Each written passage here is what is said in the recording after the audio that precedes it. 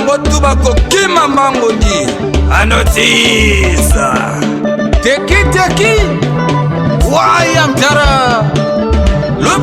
lupangu mama ye lupangu mama ya kitagata lupangu baya yo hey baya ale mama ni tende ibila kwete lulu mama ni tende ibila kwete lulu tofandi wana ben perdi au safo bolingo eza bolingo bakoloba na bango tubina lango pesa la kate yapona kondo lela pona ye oyelanga ye mama nitende yibila kwete lulu mama nitende yibila kwete lulu so ma pesa eyindi maya mama malebe mama bina malebe lulu mama bina malebe ya bastrata na biso na ligina kende ay malebe elela papa kuma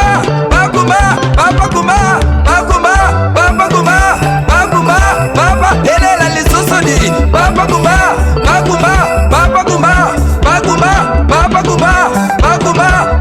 elela na kodi eyindi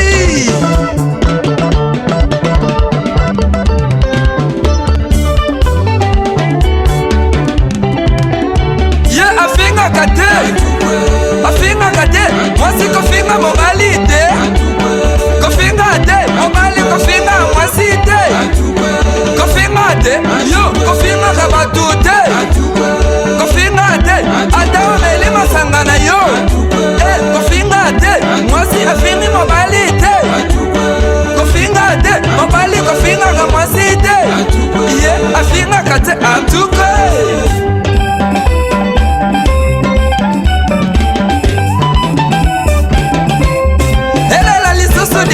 Papa Kuma,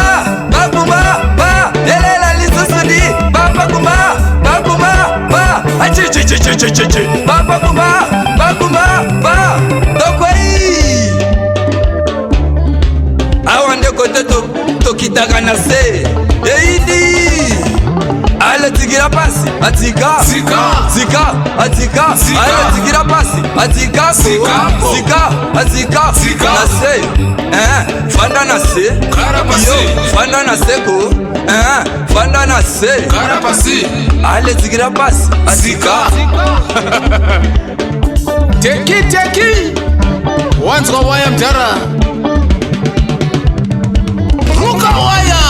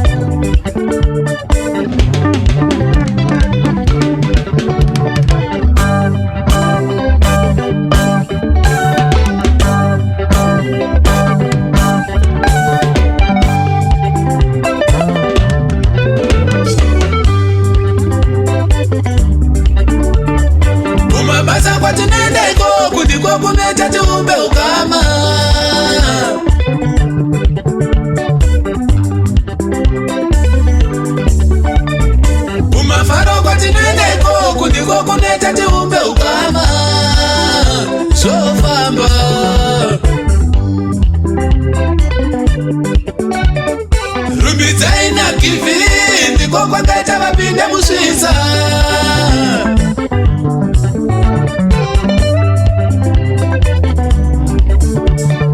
Rambisai na Jose Koko kaita vapinde muwanano Zvofamba